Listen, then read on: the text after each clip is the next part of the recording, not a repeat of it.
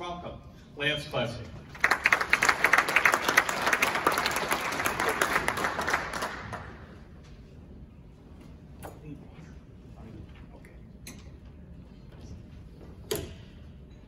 We're going to try this. So thanks first off for the invite to speak.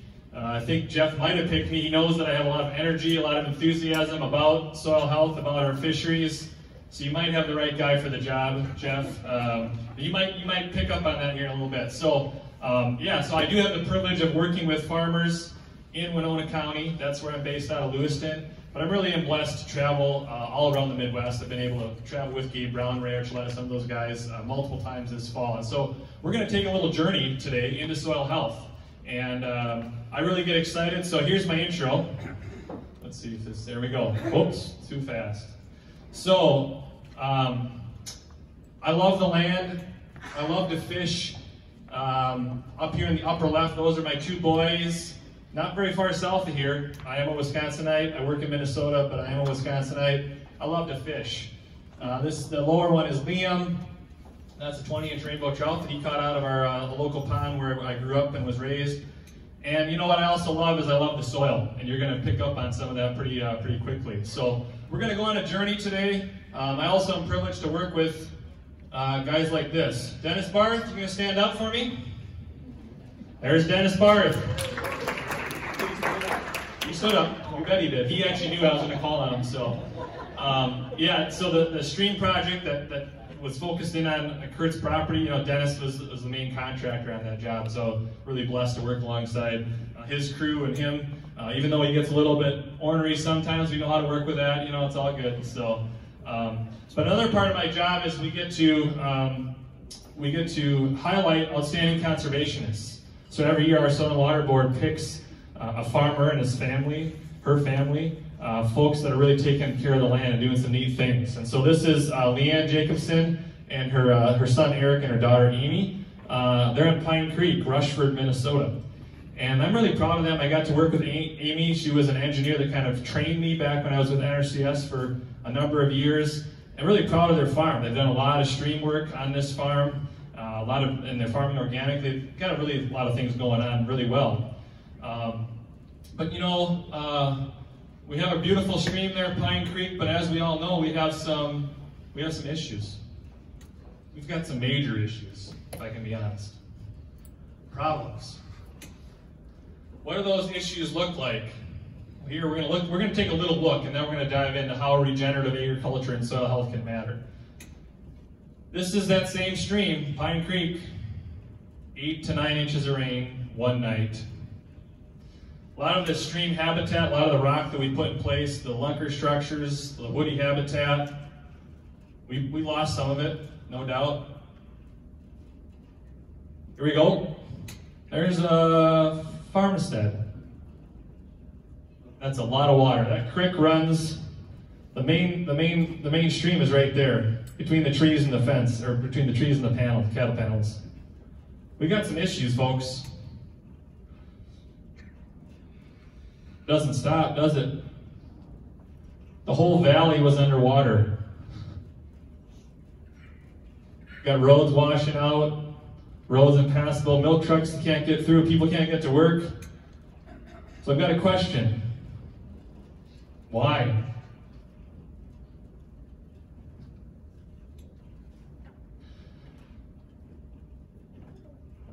Right here is part of the why, folks. You guys can look at this later. I've got two samples up here. One is conventionally tilled, a lot of synthetic fertilizer, deep ripped every fall, continuous corn. It is like concrete. Jeff can see it up here. Here's a sample of 20 years of no-till, 7 years of cover crops. There's culverts literally in this soil for water to get in the soil. It's also very, very dark brown. Not so dark, not so healthy. One is called dirt, void of life or very little life. One is called soil. It's got a lot of life. So we're going to go on a journey about how do we take care of our soil? How do we take soil like this, and how do we change it to soil like this? So that's the journey you're on with me for the next few minutes. And I would encourage us to see soil differently.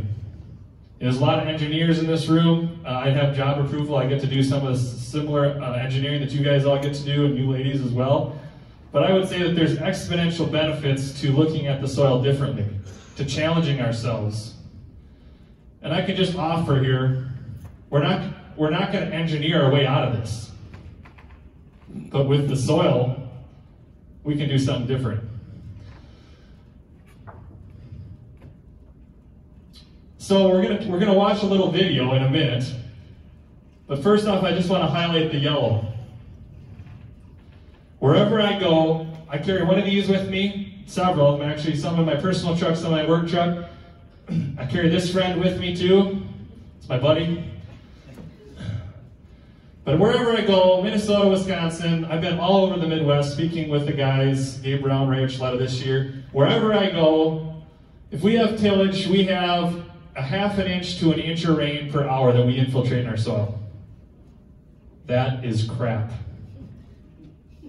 That leads to this.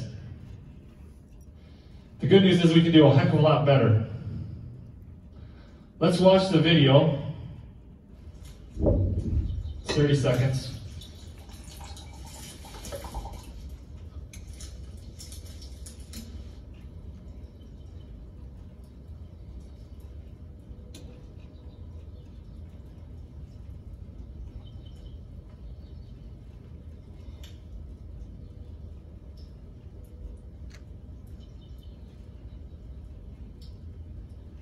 Soil's working, I can tell you that much.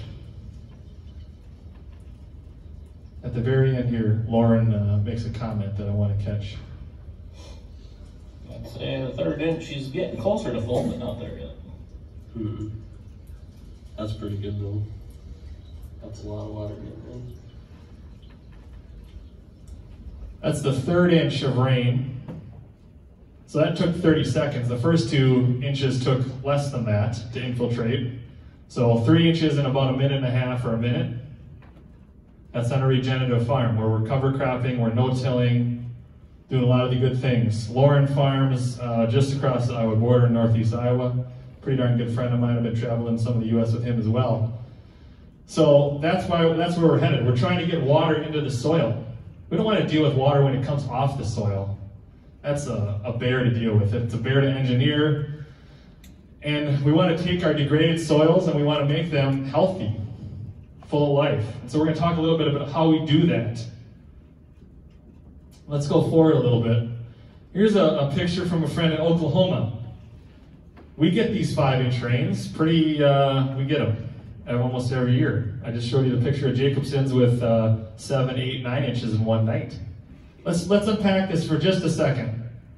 On the right, we got water running everywhere. It's conventional tillage, small greens only, no cover crops, no grazing. Here's our infiltration rate. Whoa, look at this. 0.6 inches per hour. Pretty horrible. We put in the ground 16,000 gallons of water. All right, let's jump across the road. No-till crops, cover crops, grazing management, and here we're at 6 inches of rain per hour we can infiltrate. 144,000 gallons. Not bad. So let's soak in for a little bit. Most of our soils on our ag fields, if they're under tillage, are 0.5 to 1.0. We've really got to rethink how the heck we're farming, folks. Really got to rethink it. Stole this from my buddy Ray. We don't have a runoff problem, we have an infiltration problem. That may be counterintuitive, but I believe this wholeheartedly. We have an infiltration problem, folks. We get to deal with the runoff, but infiltration is at the root of our problem. And I've cut my teeth on putting in ponds and waterways, all those types of things. They have their place, but guess what? They're reactive, and they're also shooting ourselves in the foot. We need to do them in tandem with cover crops and soil health. So we're going to talk through this a little bit, the 6 principles of soil health: armor the soil, minimize disturbance, increase plant diversity, keep living roots in the soil 24/7, 365, integrate livestock, and then context. And my background is that I believe these are all from our Creator. That's how I view them. And so we're going to walk through them real quickly. Armor the soil, really important. Really important. A lot of people call this trash. Come on now, that's not trash. It's insulation, it's food, it's habitat. Not only for the above ground livestock, like this guy, Jared Lumen out of Goodhue, Minnesota, that's grazing his cows still and has not fed a bale of hay all winter on 220 cows. It's also feed for the underground herd, which is actually very important. We don't spend a lot of time thinking about them. Let's go ahead. We want to decrease disturbance. That's soil health principle number 2. Mechanical, chemical, predominantly tillage. Tillage. Ugh. We want to also minimize spray. We want to minimize a lot of these things if we want to farm in our Creator's image. We want to farm profitably. We want to increase plant diversity. This is a pretty awesome photo, friends. This is mid-October in Wisconsin after a lot of frost already. But we have a microclimate going on here with all this diversity that they raise the temperature of the air right around all the plants. It doesn't kill them. So there's still some in full bloom, as you can see. Pretty awesome stuff. So we want to increase plant diversity not only in our crop rotations, but in our cover crop mixes, out in our pastures, and the like. We want to have a live root 24/7, 365. If you look in the woods, in the road ditch, it may be frozen, it's probably actually thawed right now, but there is a live root 24/7 cycling nutrients in the soil. Most of our cropland does not have a live root 24/7. When we have live roots, this is cereal, triticale, after soybeans, after corn. But look over here. We've got tons of rototillers, 20, 30 per shovelful on healthy soil. Most farms I get on might be 1 or 2 earthworms per shovelful. That's a pretty good indicator of not health. So again, we're trying to have living roots 365, 24/7. We want to incorporate grazing. I don't care what kind of cattle you have. If you got chickens, you got hogs, you got sheep, you got goats, you got cattle, dairy cattle. It's a couple good buddies of mine, Luke Bergler, Mike Steinfeld up out of Ridgeway, Minnesota. Here they're girls, grazing cover crops. Luke's daughter says to him, "Dad, are we cow farmers or are we vegetable farmers that feed their cows with these vegetables?" I don't know, good question. Here we are in Chippewa Falls, Wisconsin, back when I first got out of college working rotational grazing. There's 3 herds here, you can't see the third one. Leader follower, 400 acres of grass, 175 milk cows. And oh, by the way, here we are down at, we're at Ray Archuleta's. This isn't Ray Archuleta's farm, but it's on a adjoining farm. This is adaptive grazing, something we know very little about, we're just starting to get into. 500,000 pounds of the acre of beef. They are there for an hour, trampled everything. That's a tool. We don't know a lot about that. We're trying to emulate the bison. And then context. Part of my context is spiritual context. I'm going to read this. But ask the animals, and they will teach you, or the birds in the sky, and they will tell you. Or speak to the earth, and it will teach you. Or let the fish in the sea inform you. I believe we all have a spiritual context, regardless of what we do as a profession, where we live, what we do. It's an important part of trying to farm in nature's image. I also believe it is the hub soil health principle. So if you have a wheel, the hub is context, all the other 5 flow out of that. We also have a financial context. A lot of farmers I work with, they can't afford to build an interseeder like this. Right, buy a Gandy air box, put it on a rotary hoe and run through the corn that's 8, 10, 12 inches tall. But if you partner up with your neighbors, you can share that financial strain. You can share it. You also have a community context. I'm really proud of these guys right here. Some of you guys might not like that we keep big fish like that. I don't care. I love fishing. These are 2 brothers in my church. We go down plus or minus 20 miles to Jeff's house. Locations to be undisclosed, and we fish for a whole weekend, about 10, 15 of us, and we kill the trout. We eat them, we fry them, we grill them out right there in the campground.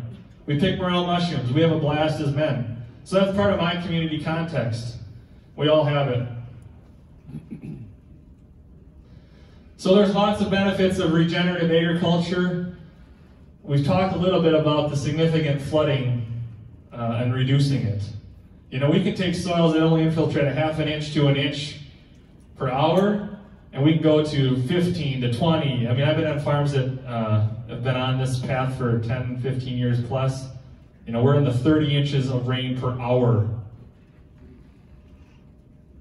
Think about that, ½ an inch to an inch to even 10 inches an hour. That is a huge increase of water getting in our soil profiles. We have a lot better groundwater recharge, safer, cleaner water. We're also raising healthy, local, nutrient-dense foods as we're doing it, that actually has nutrients in the food. It's not just hollow. And oh, by the way, we're going to keep farmers on the land. I don't know about you, but that's pretty important to me, especially when times really are not healthy right now for many, many of our farmers. And then we have hope for an awesome future. So these are my boys again. I ran the rainfall simulator. If you've never seen that, check it out online. It's a pretty powerful tool. Basically, we just put rain on different land types of management.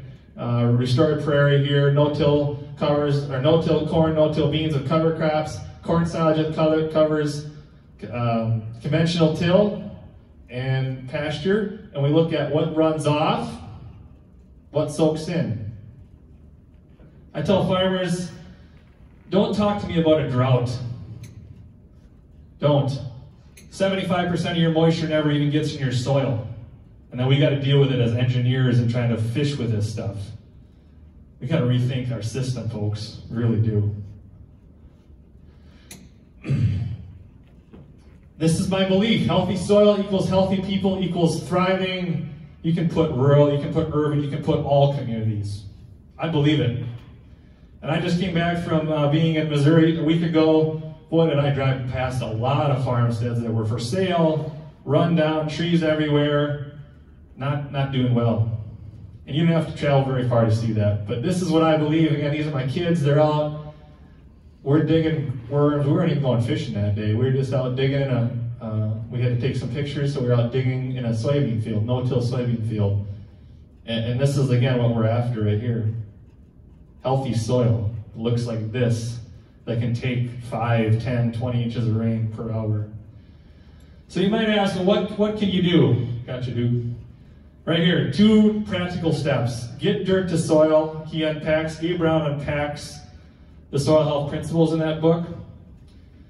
Buy Biggest Little Farm. It's a documentary on industrial food production. One family's journey for 6 years of changing the soil, like that looked like this was actually dirt, to actual live soil. I'd encourage you to check both those out. You can buy Biggest Little Farm is on the shelf in Menards for $22. One other thing, here we go. What can you do? You can know your farmer. You can know your farmer. You can also follow us. I do have a YouTube channel, Lance Clussy Regenerative Ag Advocate. We also have our own YouTube channel, Winona County Soil and Water Conservation District, that we post a lot of videos. It's about a video a week, sometimes 2 a week, that we share people's stories from all across the Midwest, how they're farming, what they're doing, why they're doing it, what's working, what's not working. So my encouragement, parting words here, is to choose to think differently about the soil. It's not dirt. It's far from it. Understand the soil health principles and look at this differently. Look at it differently. It's not just a living medium. It's just not a medium to grow stuff in. It's alive. And then don't be afraid to get together with people that are like-minded. Here's Ray Archuleta, Dr. Soil, teaching us all about what it means to be a farmer, what it means to be a rancher, and how to farm regeneratively. So with that, there's my contact information. I'll take any questions if we got time. So that's what I got.